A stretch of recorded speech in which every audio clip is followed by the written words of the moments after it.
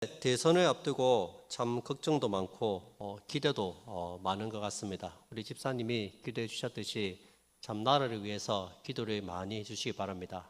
특별히 우리 기독교에서는 포괄적 차별금지법이 제정되지 않도록 계속해서 기도하고 있습니다. 그래서 우리 손님들도 같이 기도해 주시고 같이 이렇게 동참해 주셨으면 좋겠습니다. 선거 참만 되면은 정치인들이 늘 하는 말이 있습니다. 이제는 마음을 비우고 나라를 위해서 열심히 잘 섬기겠습니다. 그런 말을 많이 합니다. 사적인 욕심을 부리지 않고 오직 나라를 위해서 봉사하겠다는 말입니다. 세상 사람들이 말하는 마음을 비운다는 것, 이것은 그리스도인들이 말하는 자족하고는 좀 다릅니다. 예전에 법정 스님이 쓴 무소유라는 책이 있었습니다. 한때 베스트셀러가 되기도 했습니다. 비록 불교 신자지만 나름대로 깨달음을 얻고 쓴 책입니다. 이분이 값비싼 난을 하나 선물로 받았습니다. 그래서 난을 키우는데 처음에는 이제 비싼 선물을 받으니까 너무 기분이 좋았다고 합니다. 근데 시간이 지날수록 이 난초를 키우는 일이 보통 일이 아니었습니다. 방 안에 적절한 온도를 유지해야 되고 또 적절하게 햇빛도 받게 해줘야 됩니다. 물도 규칙적으로 줘야 됩니다.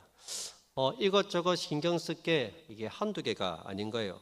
난초를 키운 기쁨도 잠시 오히려 난초 때문에 더 스트레스를 받게 되었습니다. 밖에 출타해도 또 이게 난이 또 어떻게 됐는가 걱정이 되기도 하고 지금 빨리 햇빛에 내놔야 되는데 이제는 내놓은 난초를 방 안에 들여야 되는데 이게 신경이 너무 많이 쓰이는 거예요. 결국 그 난을 다른 사람에게 줬다고 합니다. 그때부터 얼마나 마음이 편한지 모릅니다. 이때 이분이 깨달은 것이 무소유입니다. 가지면 가질수록 더 행복하고 만족할 줄 알았는데 이게 가지면 가질수록 더 피곤하고 신경 쓸 게 더 많이 있었다는 거예요. 오히려 무소유, 소유하지 않았을 때 마음이 더 편했다고 얘기합니다. 아무것도 소유하지 않을 때 평안을 얻고 자족하는 삶을 살게 되었다는 글을 보았습니다.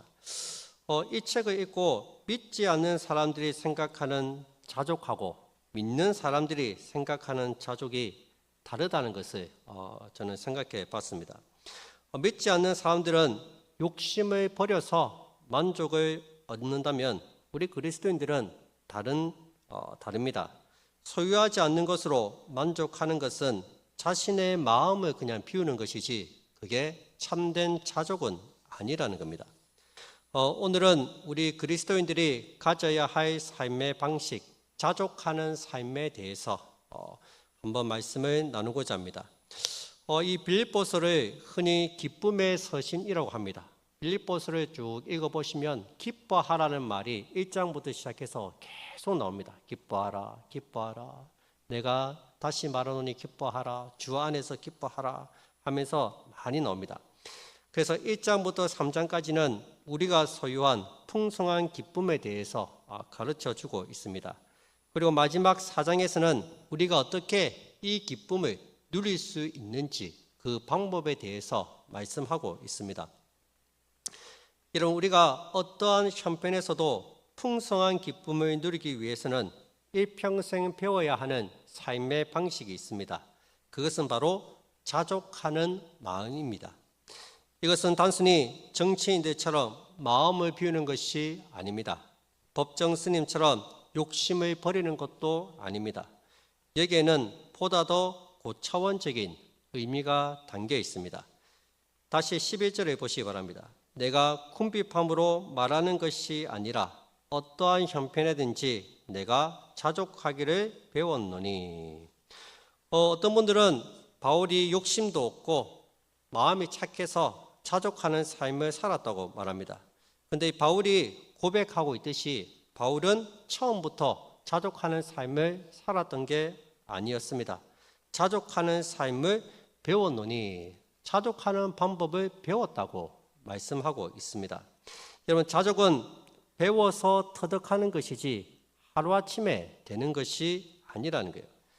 그렇다면 바울이 배운 자족이란 무엇일까요? 어떤 분들은 자족을 이미 주어진 것에 만족하고 감사하면서 살아가는 것, 그것이 자족이라고 합니다. 물론 자기가 가진 것이 충분한 줄 알고 더 가지려는 욕심을 부리지 않는 것, 참 대단한 사람이죠. 그만큼 자신의 마음을 다스릴 줄 알기 때문입니다. 그러나 실제로 가진 것에 만족하고 살기란 쉽지가 않습니다. 믿음이 있는 사람들도 때로는 남보다 더 가지지 못한 것 때문에 속상할 때가 있지 않습니까? 제가 이 전도사 때 신대원 시절에 결혼을 했는데 이제 이 생활비가 없는 거예요. 이게 이제 좀 있으면 우리 선이도 태어나고 이렇게 해야 되는데 전도사 사례가 얼마 되겠어요. 그래서 이제 그때 당시는 이제 졸업고사가 간도사 시험입니다. 그래서 제가 그때 간도사가 되려고 얼마나 열심히 공부했는지 모릅니다. 수능 칠 때보다 더 열심히 공부했어요. 그래서 간도사가 이번에 돼야 된다. 그래서 간도사 사례를 받아야지 먹고 살 수 있고 우리 애한테 숨 쉬는 기저귀 땡땡땡을 사줄 수 있다. 내가 이마트 기저귀는 못 사준다. 그래서 진짜 열심히 공부했습니다. 그래서 한 번에 붙었던 기억이 있는데 여러분, 바울이 말하는 자족하는 삶이란 단순히 가진 것에 만족하고 감사하는 신앙이 아닙니다. 더 가지려는 욕심을 버리고 마음을 비우고 이만하면 됐지, 그래 이것도 감사하다, 그게 아니에요. 바울이 말하는 것은 세상 사람들은 욕심을 비우고 마음을 비워서 자족하려고 한다면 우리 믿는 성도들은 오히려 채워서, 우리 안을 채워서 자족하게 됩니다. 배가 부르면 배부른 사자는 앞에 토끼가 뛰어다녀도 잡아먹지 않는다 하지 않습니까? 우리 안에 채워서 자족함을 누린다는 거예요. 바로 무엇을 채워야 됩니까? 예수님으로 가득 채우면 된다는 겁니다. 우리 안에 심령을 예수님으로 가득 채우면 자족하고 만족하는 삶을 살아갈 수 있다는 겁니다. 이런 바울이 자족할 수 있었던 것은 그가 자신에게서 만족을 찾지 않았기 때문입니다. 그가 예수님을 소유했기 때문에 예수님이 내 안에 충만하게 거하시니까 자족하는 삶을 살게 되었다는 거예요. 빌립보서 1장 21절에 보면 바울이 놀라운 고백을 하게 됩니다. 이는 내게 사는 것이 그리스도니 죽는 것도 유익함이라. 예수 그리스도가 내 안에 살고 있다고 고백하고 있습니다. 내 안에 예수님으로 충만하게 채워지니까 부족함이 없고 만족하고 자족하는 삶을 살게 된다는 거예요. 여러분, 사람들의 욕심은 끝이 없습니다. 끝없이 욕심을 부려서 원하는 것을 가지지만 가져도 만족함이 없습니다. 뭔가 허전하고 공허합니다. 돈 많은 대기업 사장들이나 이 CEO들을 보면은 우리가 보기에는 그만큼 가지면 안 가져도 될 것 같은데, 그 정도로 돈이 많으면 더 이상 없어도 될 것 같은데 막 끝이 없어요. 더 많은 돈을 벌려고 막 악착같이 합니다. 여러분, 쇼핑 중독에 빠진 사람들을 보세요. 그만큼 옷을 많이 샀으면 더 이상 안 사도 될 것 같은데 계속 옷을 삽니다. 그만큼 신발을 구매했으면, 김신영입니까 개그맨? TV를 보니까 아니 신발이 뭐 몇백 개가 있어요. 그만큼 샀으면 만족할 것 같은데 이게 끝이 없는 거예요. 이게 만족하지 못한다는 거예요. 이에 대해서 칼빈이 그런 말을 했죠. 우리 사람에게는 하나님으로만 채울 수 있는 빈 공간이 있다고 합니다. 우리 사람에게는. 그래서 이 빈 공간을 하나님으로만 채울 수 있는데 사람들은 이 공간을 뭐 쇼핑으로, 뭐 마약이나 술이나 중독으로 이런 것들을 계속 채우려는 거예요. 채워도 채워지지 않는 거예요. 이 공간은 하나님으로만 채울 수 있는 공간이기 때문입니다.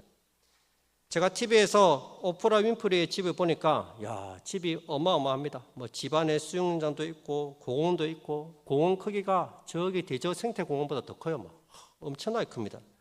방이 몇 개인지 아십니까? 벽난로가 달린 방이 10개, 욕실이 붙은 방이 14개, 그 외에 뭐 각종 응접실, 식당, 거실, 창고, 이런 것까지 다 합치면 30개가 넘습니다.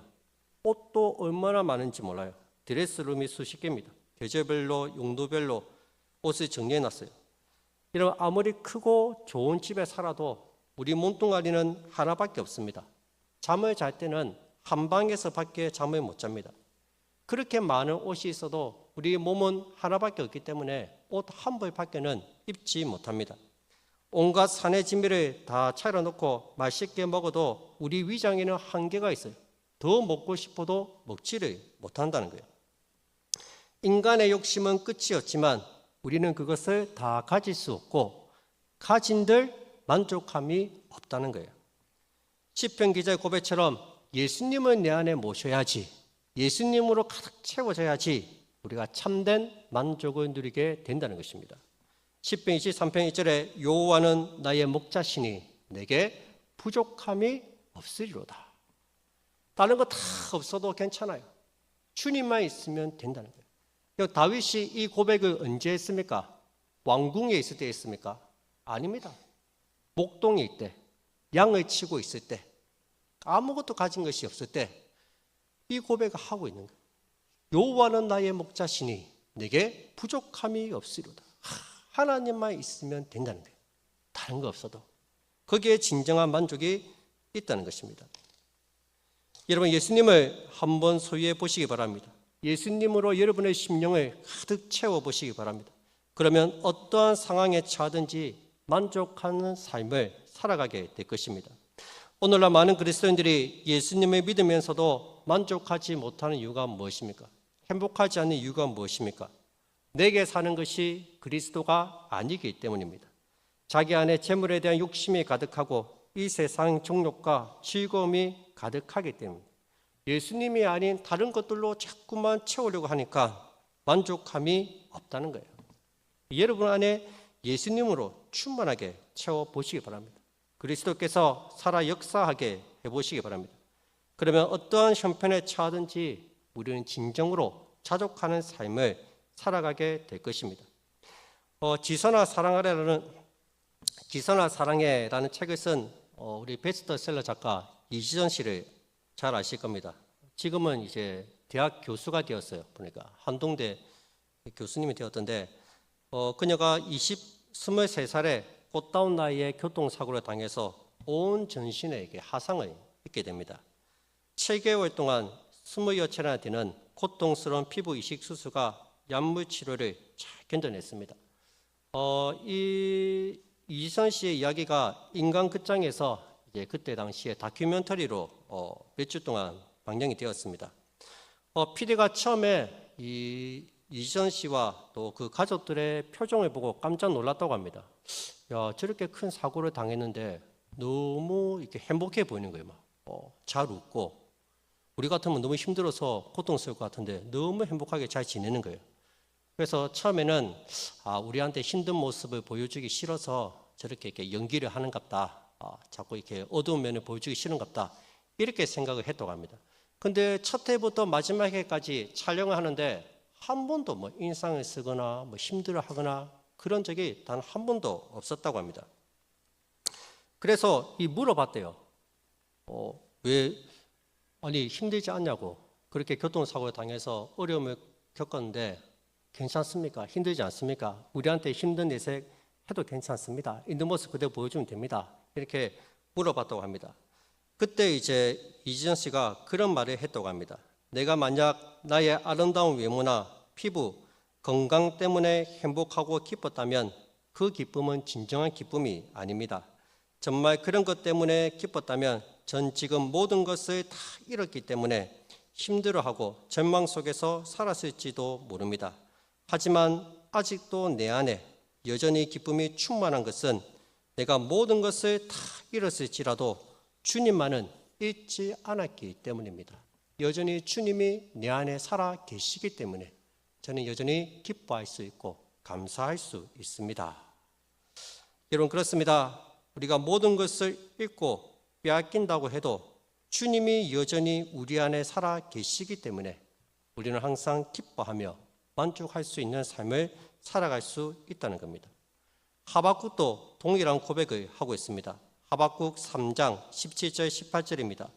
비록 무화과 나무가 무성치 못하며 포도나무에 열매가 없으며 감람나무에 소출이 없으며 밭에 식물이 없으며 우리에 양이 없으며 외양간에 소가 없을지라도 나는 여호와로 인하여 즐거워하며 나의 구원의 하나님으로 인하여 기뻐하리로다. 아멘.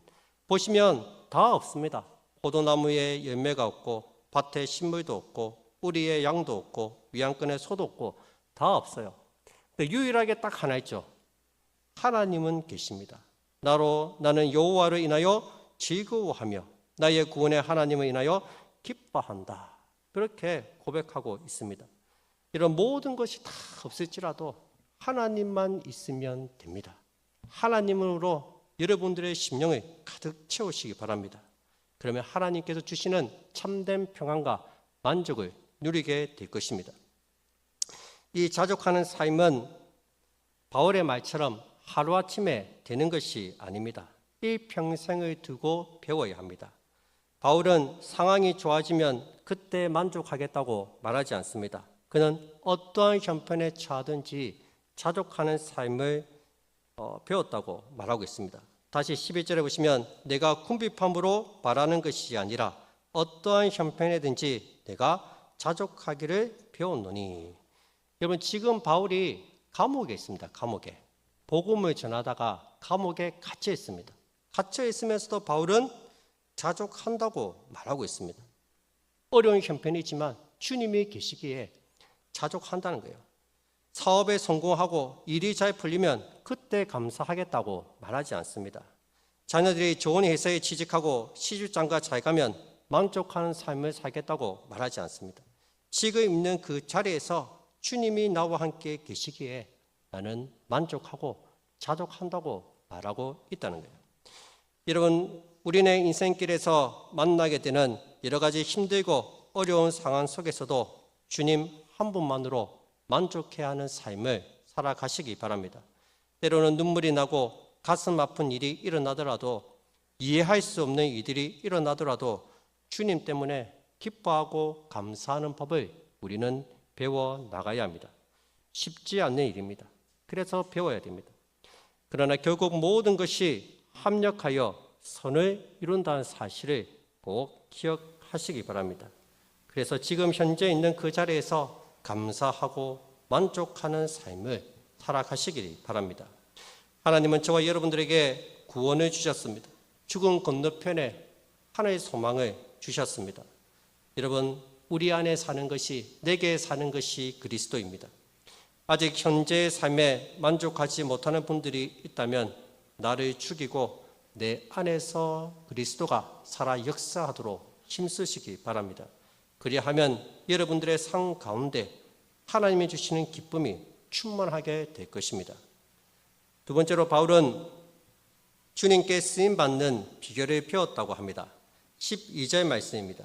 내가 비천에 처할 줄도 알고 풍부에 처할 줄도 알아 모든 일에 배부르며 배고픔과 풍부와 궁핍에도 일체의 비결을 배웠노라. 비천에 처할 줄도 알고 풍부에 처할 줄도 알았다는 것은 바울이 부유하게도 살아보고 내가 가난하게도 살아봤다는 것을 강조하는 것이 아닙니다. 지금 여기서 그가 강조하는 것은 일체의 비결을 배웠다는 거예요. 다시 말해서 가난하고 궁핍한 가운데서도 풍족하게 사는 법을 배웠습니다. 풍부하고 넉넉한 가운데서도 교만하지 않고 주님 뜻에 따라 살 수 있는 일체의 비결을 터득했다는 겁니다. 이런 바울이 얼마나 똑똑한 사람입니까? 그 시대 최고의 학당인 가말리엘 문화에서 공부했던 사람입니다. 바울의 교육 수준으로 볼 때 그는 분명히 풍족하고 부유하게 살았던 사람이었을 겁니다. 그가 말하듯이 내가 풍부에 처할 줄도 알아 모든 일에 배부르며, 그렇게 말하지 않습니까? 바울은 한때 부유했던 사람이었습니다. 하지만 예수님을 만난 이후에 모든 것을 배설물로 여겼습니다. 또한 그는 비천에 처할 줄도 알았습니다. 그리스도 때문에 고난받고 배고픔에 굶주릴 때도 있었습니다. 바울이 얼마나 많이 고생했습니까? 고린도후서 11장에 보시면 바울이 자신이 당한 고난에 대해서 이야기합니다. 수옷이 맞았고 여러 번 죽을 고비를 넘겼다고 합니다. 강의 위험과 강도의 위험, 여러 가지 위험들이 있었습니다. 때론 굶주릴 때도 있었습니다. 바울도 춥고 배고픈 시절을 보냈습니다. 여러분, 가난한 사람이 돈을 많이 벌게 되면 어떻게 됩니까? 갑자기 벼락부자가 된 그런 사람들을 한번 보세요. 돈을 어디에 써야 될지를 모릅니다. 흥청망청 돈을 써댑니다. 제가 학창 시절에 부산의 명지 거기에 살았던 적이 있어요. 거기가 하구뚝이 다리가 생기면서 땅값이 엄청나게 뛰었어요. 그래갖고 그때 당시에 그 새 동네에 사던 사람들 돈 많이 벌었습니다. 그때 당시 차가 제가 그랜저 택시를 봤어요. 와, 그랜저 택시가 그때는 하단에서 이렇게 명지로 들어가더라고요. 이게. 이 벼락부자가 되니까 돈을 어디 쓸지 모르니까 이 돈을 가지고 도박하고 유흥하는 데 다 쓴 거예요. 다 탕진하고 나중에 차 남은 거 이거 가지고 이제 먹고 살라고 이걸 택시로 바꿔서 타고 다니는 걸 봤습니다. 이처럼 가난한 사람이 갑자기 부자가 되면 돈을 낭비하기 쉽습니다. 이에 비해서 부자가 돈 쓰는 법은 다릅니다. 부자는 돈 많은 표시를 내지 않으면서도 꼭 써야 할 곳에 돈을 씁니다. 그런데 부자였던 사람이 갑자기 가난하게 되면은 그 가난을 견디지 못합니다. 굉장히 힘들어합니다. 아직 가난한 가운데서 풍족하게 사는 법을 배우지 못했기 때문입니다. 그런데 놀라운 것은 바울은 이 두 가지 상황 속에서 하나님을 섬기는 일체의 비결을 배웠다고 말합니다. 바울은 가난할 때도 얼마든지 풍족하게 살 수 있었고 부유할 때도 교만하지 않고 주님께 쓰임받는 일체의 비결을 배웠습니다. 하나님께서는 바울이 가난할 때도 그를 통해서 일하셨고 바울이 부유할 때도 그를 통해서 일하셨다는 거예요. 바울이 참 대단하지 않습니까? 우리는 가난할 때는 간절하게 하나님을 찾고 기도하다가 부유하게 되면 조금씩 하나님과 멀어집니다. 가난할 때는 눈물 콧물 흘리면서 뜨겁게 기도하면서 간절히 매달리는데 부유하게 되면 어느 순간 띄엄띄엄 교회 오고 점점 하나님과 멀어진다는 거예요. 그러나 바울은 가난할 때든지 풍부할 때든지 늘 하나님 곁에 붙어 있으면서 주의 일을 잘 감당했다는 거예요. 여러분 그 비결이 무엇입니까? 13절 말씀입니다. 내게 능력 주시는 자 안에서 내가 모든 것을 할 수 있느니라. 내가 주의 일을 감당할 수 있는 것은 물질 때문이 아니라 하나님이 주시는 힘으로 감당했다는 말입니다. 내가 많이 가졌기 때문에 주의 일을 할 수 있었다는 고백이 아닙니다. 내가 적게 가졌기 때문에 주의 일을 할 수 없었다는 고백이 아니라는 거예요. 주의 일은 내가 얼마나 가졌느냐 못 가졌느냐에 달려있지 않다는 거예요. 하나님께서는 많이 가졌다고 그 사람을 사용하시는 것도 아니고 하나님은 적게 가졌다고 그 사람을 사용하지 않는 것도 아니라는 거예요. 하나님은 어떤 사람을 사용하십니까? 내게 능력 주시는 자 안에서 내가 모든 것을 할 수 있느니라. 능력 주시면 그 일을 감당할 수 있다는 거예요. 하나님이 나를 사용하시면 내가 가난하든 부하든 나를 통해서 역사하신다는 겁니다. 내가 가지고 못 가지고 그건 중요하지 않다는 겁니다.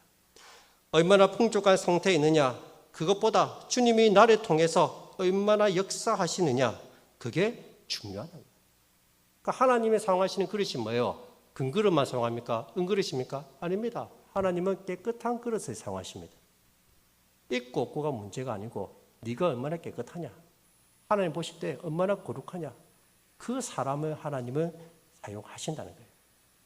바울이 이 사실을 깨달은 것입니다. 바울은 풍족한 가운데서도 주님이 그와 함께 하셨고 가난한 가운데서도 주님이 그와 함께 하시는 것을 경험했다는 것입니다. 여러분 우리가 가지지 못해서 주의 일을 못하는 것이 아닙니다. 주께서 우리 안에서 역사하시고 능력 주시면 연약한 우리를 통해서 얼마든지 일할 수 있다는 거예요. 교회가 돈이 없어요. 돈이 없어서 일을 못하는 게 아니라니까요. 내가 얼마나 하나님께 쓰임받고 있느냐 내가 얼마나 고독하냐 내가 얼마나 하나님을 향한 비전을 품고 있느냐 하나님은 그게 보시는 거지 돈이 있고 없고 그건 전혀 상관이 없다는 거예요. 비천한 가운데서도 여러분 귀하게 쓰임 받으시기 바랍니다. 부유하다면 그 부유한 가운데서도 교만하지 않고 귀하게 쓰임 받으시기 바랍니다. 우리가 예수님을 소유하고 그분께 쓰임 받기 원한다면 우리의 형편은 결코 중요하지 않습니다. 하나님께서는 각자의 형편에 맞게끔 각자의 자리에서 우리를 반드시 사용하실 것입니다. 저는 어제 우리 어른들이 우리 동네 분들이 오셔서 식사를 하시는데 제 기도 제목이 있잖아요. 기도 제목. 우리 수요일마다 늘 하는 기도 제목이 있잖아요. 우리 교회가 이 지역에서 없어서는 안 될 교회가 되게 하시고 선한 영향력을 행사하는 교회가 되게 해달라고 기도했잖아요. 제가. 야, 근데 어제 그 기도 제목이 딱 생각이 나는 거예요. 야, 하나님께서 우리의 기도를 하나씩 이루어 가시는구나. 아, 그래, 우리 교회가 참 귀한 일을 한다. 어제 오셔서 섬겼던 분들 모두 다 그 마음속에 저와 똑같은 그런 마음을 느꼈었을 거예요. 뿌듯하기도 하고 감사하기도 하고 작은 것이지만 섬길 수 있다는 것. 이것이 얼마나 귀한 일입니까? 참 제가 보면서 하나님은 먼저 일을 하시기 전에 기도하게 하시는구나. 먼저 기도하게 하시고 그 일을 행해 나가시는구나. 야, 우리도 기도하고 나가면 되겠다. 물질 하나님 다 주실 거다. 그런 믿음으로 나가면 되겠다. 제가 그런 마음이 자꾸 들어요. 제가. 여러분들도 우리 교회가 우리 성도들이 이 은혜에 대해 귀하게 쓰임 받았으면 좋겠습니다. 하나님께서 능력 주신 자에서 모든 것을 할 수 있다는 그 믿음을 가지고 기도하고 전진해 나가는 우리 모든 성도들이 다 되시기를 주님으로 축복드립니다. 말씀 맺겠습니다. 여러분, 결혼을 해서 새롭게 가정을 이룬 부부가 있다면 바른 목표를 세워야 됩니다. 바른 목표를 세워야지 어려운 가운데서도 흔들리지 않고 전진해 나갈 수가 있습니다. 만약 이 부부가 우리가 얼마나 많은 돈을 모을까? 우리가 돈을 열심히 모으자. 돈 모으는 것에 목표를 두고 산다면 그 가정은 가난해도 싸울 것이고 돈이 있어도 싸울 것입니다. 그런데 우리가 얼마나 더 많이 사랑할 것이냐? 우리 서로 사랑하자. 사랑하는데 그 목표를 두고 살아간다면 가난해도 행복할 것이고 부유해도 행복할 것입니다. 가난해서 라면만 끓여 먹어도 행복할 것이고 방이 비좁으면 또 가까이 붙어 지내서 행복할 거예요. 돈이 있으면 멋진 외식을 할 수 있어서 행복할 겁니다. 이처럼 여러분, 어떤 목표를 가지고 나아가느냐, 그것이 굉장히 중요합니다. 오늘 우리의 가정의 목표를 하나님께 두시기 바랍니다. 우리 교회의 목표가 하나님께 있었으면 좋겠습니다. 하나님을 더 많이 소유하는 것을 여러분들의 목표로 삼으시기 바랍니다. 그러면 많이 비천에 처하든지 풍부에 처하든지 바울처럼 자족하는 삶을 살아가게 될 것입니다. 오늘도 각자의 자리에서 형편에 따라 귀하게 쓰임받는 우리 교회와 우리 모든 성도님들이 다 되시기를 주님으로 축복드립니다.